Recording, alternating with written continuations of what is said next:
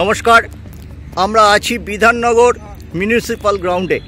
এখানে under 13 AIFA পরিচিত junior লিগে মোহনবাগান এবং বিধাননগর মুখোমুখি হয়েছিল। বিধাননগর দারুণ ফাইট ব্যাক করেছে। মোহনবাগান আজ 2 গোলে এগিয়ে গিয়েছিল, কিন্তু 2 গোলের পরেও প্রথমে 2 গোল তারা শোধ করে দিয়েছে শেষ দিকে একেবারে ম্যাচে। প্লেয়াররা একটু ক্লান্ত ছিল, হয়তো এটা এইখানটায় আসতে একটু অসুবিধা হয়েছে। কিছু অভিভাবকদের সঙ্গে আমরা কথা বলছিলাম। তনুময়দা, এই যে আমি একটা জিনিস দেখলাম যে তুমি প্রায় অনেক অভিভাবককে দেখলাম, তাদের সাথে তোমার ইনভলভমেন্টটা আমরা দেখতে পেলাম। তারা খুব একটু চুপচাপ। তুমি টিমের সাথে তাদের ইনভলভটা করেছো কেন? তার কারণ হচ্ছে আজকে যে বাচ্চা 12, 13 বা 15 এদের কিন্তু আমরা কতক্ষণ দেখি? আমরা 2 ঘন্টা 2.5 ঘন্টা দেখি। বাকি সময়টা কিন্তু এরা গার্জেনদের সাথে থাকে, তারা বাবা মায়ের সাথে থাকে। ন্যাচারালি বাবা মায়ের সাথে যদি তাদের অবস্থা, তাদের সাথে কথা বলি, তাদের পারিবারিক অবস্থা, তাদের কোনো অসুবিধা আছে কিনা, সাংসারিক প্রবলেম, এইগুলো আমরা ডিসকাস করি। কারণ প্রতিটা জিনিসই বাচ্চাদের খেলার ওপরে এফেক্ট করে। সেই জন্যই আমরা সবসময় গার্জেনদের সাথে আমরা সবসময় আমরা কথাবার্তা বলি। এবং তুই যদি আমাদের মাঠে আসিস, দেখবি সমস্ত গার্জেনরা কিন্তু মাঠে আসে। আজকে যদি ইউথ ডেভেলপমেন্টে যদি গার্জেনদের সাথে কোচেদের যদি একটা সম্পর্ক না থাকে, তাহলে কিন্তু তাদের বাচ্চাদের আমরা সেভাবে গাইড করতে পারবো না। সেই জন্যই আমাদের সাথে অ্যাকচুয়ালি গার্জেনদের সম্পর্ক। এই যে আন্ডার 13 টিমটা, এটা কতদিন ধরে তুমি করে? এটা আমরা অ্যাকচুয়ালি এইটার মধ্যে 12টা ছেলে আমার গতবারে ছিল, 2012 ছেলে, তারা এখানেই থেকে। নামগুলো যদি একটু বলো। তার মধ্যে আছে সাগনিক কুন্ডু, জিয়ন হাজরা, সিধু সোরেন, তারপরে গৌরব শীল, যিশু চক্রবর্তী। এরা সবাই কিন্তু আমরা গত বছর থেকে এরা আমাদের গ্রাসরুট থেকে নেওয়া, এবং সেই গ্রাসরুট থেকে এদের কিন্তু আমরা আন্ডার 2012 যখন 2011-12 গিয়েছিল তখন ওরা আমরা রেখে দিয়েছিলাম। তার মধ্যে কিছু ছেলে গতবার সুযোগ পেয়েছিল, কিন্তু বাকি সবাই কিন্তু সুযোগ পায়নি। তাদের এবছর আমরা টিমের মধ্যে নিয়ে এসেছি, কারণ যেহেতু এবছর 2012-13।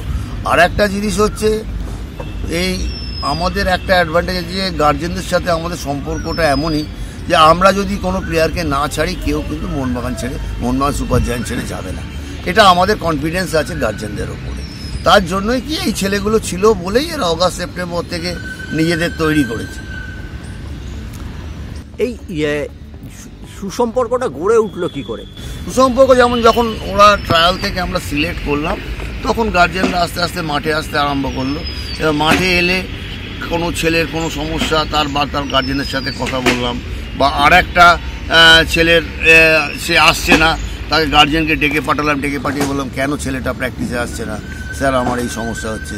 সেই সমস্যাগুলো যদি আমাদের ক্ষমতার মধ্যে থাকে, সেগুলোকে সমাধান করার চেষ্টা করলাম।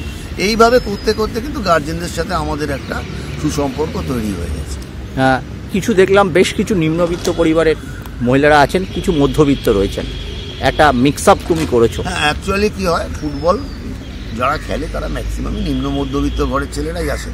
এবং একটা জিনিস হচ্ছে, সেটা হচ্ছে যে আজকে যদি তুই দেখিস যে আগে কি ছিল, ম্যাক্সিমাম ট্রাইবাল বেল্টের ছেলেরা ফুটবলে আসতো, ফুটবল খেলতো, কিন্তু তাদের একটা সার্টেন স্প্যানের পরে তাদের কিন্তু আর খুঁজে পাওয়া যেত না। এখন কিন্তু আস্তে আস্তে মধ্যবিত্ত ঘরের ছেলেরা মাঠে আসছে, এবং যেটা দরকার তারা পড়াশুনোর সাথে খেলাধুলোটা করছে। যেটা মূল একটা বাচ্চার ইন্টেলিজেন্স লেভেলটা ফুটবল খেলতে গেলে শুধু তো স্কিল এবং ইন্টেলিজেন্স লেভেলটাও লাগে, সে কোথায় বল পাস করবে, কোথায় কি করবে, সেটা কিন্তু যত পড়াশুনো করবে। মধ্যবিত্ত ঘরের ছেলে নট অনলি মধ্যবিত্ত, উচ্চবিত্ত ঘরের ছেলেরাও আজকে ফুটবল খেলতে আসছে। এই যে ইন্টেলিজেন্স স্কিলটা ডেভেলপ করার জন্য কি করছো? ইন্টেলিজেন্সকে যে অ্যাকচুয়ালি কি হয়, আমরা কি করি, আমাদের ম্যাক্সিমামটাই করি যে তোরা শর্ট পাস খেল নিজেদের মধ্যে, এবং ম্যাক্সিমাম রন্ডোজের ওপরে আমরা জোর দিই। ফিজিক্যাল কন্ডিশনটা আমরা খুব মিনিমাম করি, কারণ এই 12-13 লেভেলে আমাদের যদি দৌড় পড়ায়, আলটিমেটলি সে তার পারফরমেন্স কিন্তু লেভেল গ্রাফ নেমে যাবে। সেই জন্য ম্যাক্সিমামটাই তাদের পাসিং ফুটবলের ওপরে রেখেছি। এবং তুই যদি আমাদের পুরো খেলাটা দেখতিস, সারাক্ষণ আমরা পাস খেলে গেছি, শর্ট পাস, গ্রাউন্ড পাস খেলে গেছি। একটার পর একটা মিস করেছে, সেটা তো part of the football, part of game. এবং সেই জায়গাটাই কিন্তু তৈরি হয়ে গেছে।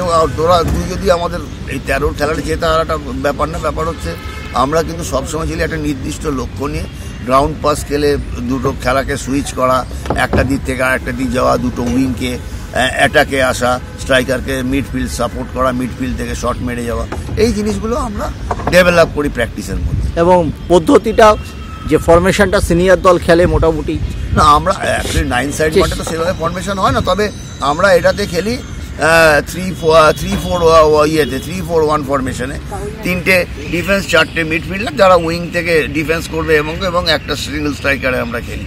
সেভাবেই আমরা প্রথম থেকেই করেছি, প্র্যাকটিস করিয়েছি, ট্রেনিং করিয়েছি এবং তার ফল আস্তে আস্তে পাচ্ছি। এই টিমে তোমার হাইয়েস্ট স্কোরার কে? এই টিমে এই মুহূর্তে হাইয়েস্ট স্কোর হচ্ছে শাগনিক কুন্ডু, আজকেও গোল করেছে। শাগনিক কুন্ডু এই মুহূর্তে হাইয়েস্ট স্কোর।